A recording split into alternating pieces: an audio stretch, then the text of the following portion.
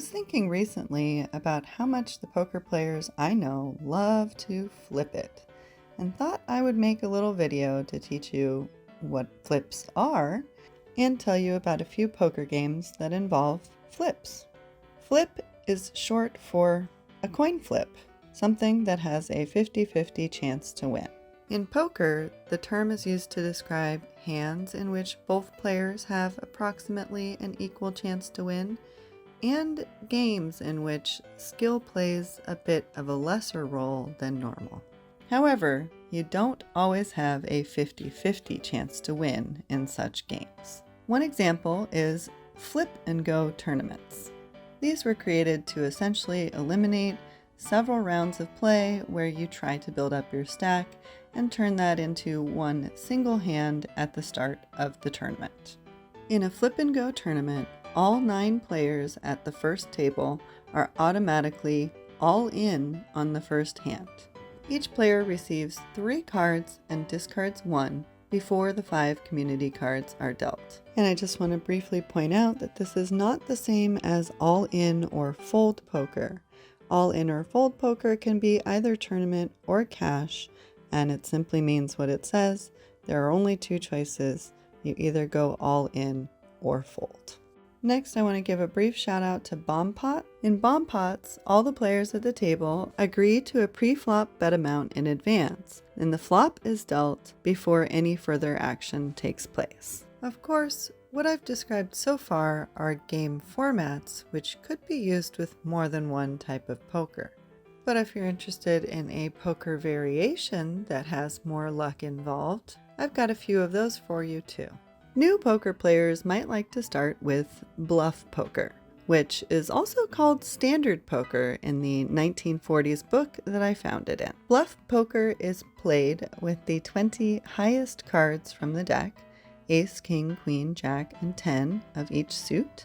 Up to 4 players are dealt 5 cards each, and then they can check, bet, raise, or fold based on the hand they have been dealt. Patience poker can actually be played as a solo solitaire game or in competition with other players. Each player gets their own deck of cards. If you have multiple players, one player will be the caller and they will shuffle and cut their deck. The other players will sort their cards by suit and rank, laying them on the table so they can quickly find the card they need. The caller will turn over and announce the card that all players will use that round, and then every player will place the selected card on their board. Start with the first card wherever, and then all following cards must touch at least one of the 4 sides of one of the previously placed cards. Once 25 cards have been turned over and every player has created a 5x5 layout, then you score your poker hands. It's a points game, so you can decide in advance if you want to play for the most points after a certain number of rounds, make the first person to reach a certain number of points the winner, or if you have something that you want to bet on every individual point. Choice is yours. That is also true of the next game, and this one is very popular with the pros. Moss Poker. It's sort of like Texas Hold'em, except each player receives 10 cards face down, and the flop is dealt immediately.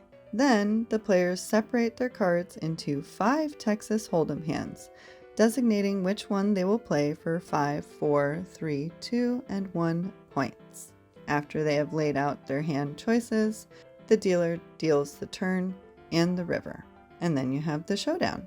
The most straightforward way to score it, though there are multiple options, is to say that the best 5-point hand wins 5 points, best 4-point hand wins 4 points, best 3-point hand wins 3 points. You get the idea. If you made it this far, I just have one more question before we go. Do you think poker is more fun when there's more luck involved? And is it more fair? Leave me a comment, let me know. Thanks for watching, and have fun playing Texas Hold'em.